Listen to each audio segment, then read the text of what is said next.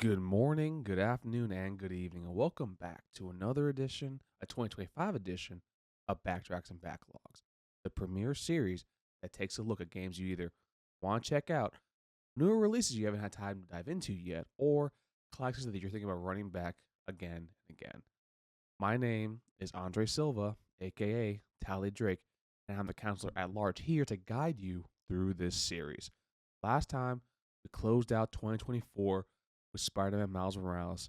Before that, we took on the Baker family and Resident Evil 7 Biohazard. Today, we're jumping into 2025 by taking on a blast from the past in Rare's Donkey Kong 64. I've been waiting a long time for this moment. Soon Donkey Kong and his pretty little island will be no more. Donkey Kong 64 dropped back in 1999, right on the eve of Y2K. Developed by Rare, the original developer of Donkey Kong Country games, DK64 is an adventure platformer for the Nintendo 64. I was able to cop this for the Wii U during COVID and picked it up recently to give it a run through. To be honest, I've got a good bit of nostalgia for this game. DK64 was one of the first games my brother and I got as kids. DK64 is a continuation of the Donkey Kong story, but now in 3D. K. Rool, back for vengeance after Donkey Kong Country, arrives at the beaches of DKLs to steal the power to Precious Golden Bananas and wreak vengeance upon Donkey Kong and his family. So, joined by Diddy, Lanky, Tiny, and Chunky, it's up to you and stop him and take down his band of cronies along the way. DK64 is made in the same vein as the ever popular Banjo-Kazooie series that came out a year or so prior. DK goes through different levels / stages, collecting golden bananas, different colored bananas, blueprints, coins, you name it, on the way to the end of the level.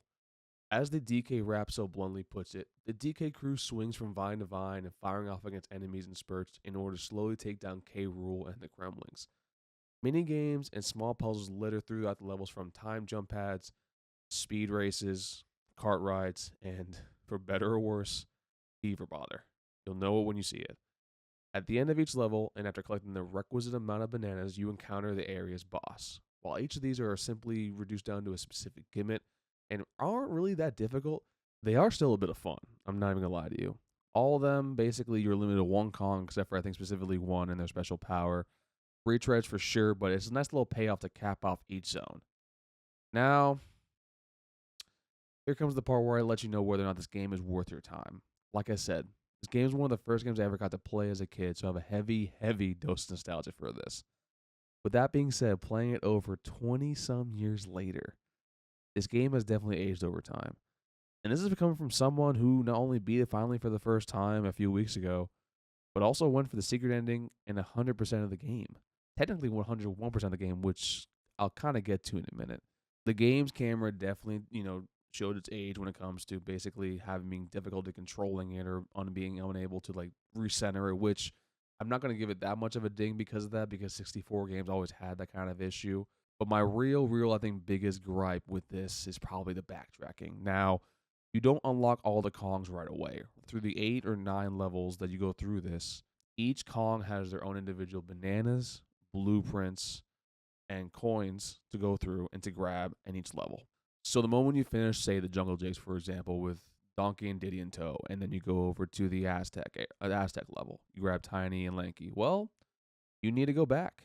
And sometimes you're not able to go back yet until you get a specific potion from your boy Cranky over there. Say, later on in the game, you need a specific power up for Lanky to go faster. You need to go from one level to the next, and then you need to go back from the Crystal Caves over to the Funky Forest to basically beat the race of a rabbit. That's one specific example, but a lot of this game is backtracking. And that's kind of the problem here. When it comes to Collect-A-Thons, you need to grab each and every single thing, and the game is kind of more about what actually counts as 100% in the game. Coins don't matter either, but you don't know that. I only know because I told you. What matters is banana medals, golden bananas, blueprints, and ballerina crowns, which I thought was a side thing, but it simply is not. I had to go back and get all those too for 101%.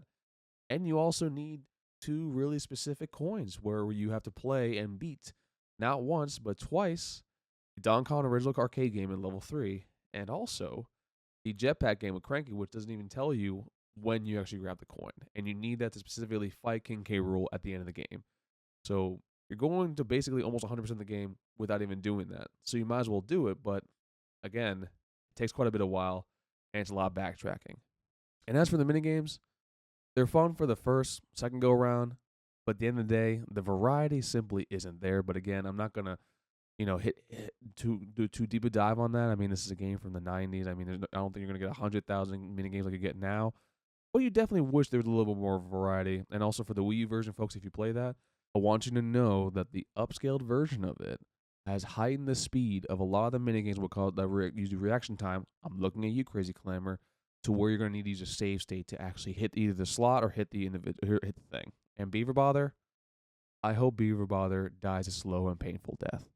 But otherwise, the minigames, while not great, don't really drag down the experience. They just simply don't add to it. Except the kart races. I will say the kart races and all the racing stuff is fun. Except for the rabbit. You rabbit.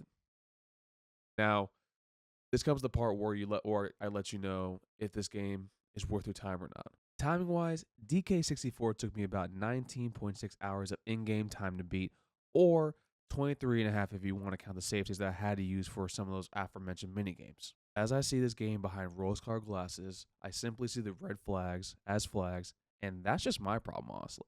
That's nostalgia. I loved Donkey Kong as a kid. This is probably one of my favorite games. It's one of the first games I had growing up. But I also can tell you what I see are flaws in this game.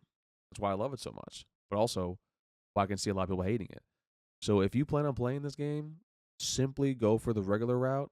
I give it a shaky, thumbs up with an asterisk behind it, because it is one of those games where Rare wanted you to collect every single thing under the sun. But to me, I will play this game probably again, go through it whenever the time strikes right. But as a recommendations, it's not a big thumbs up from the big homie. It's a thumbs up with sure, but you need to know that this is definitely something from the late 90s.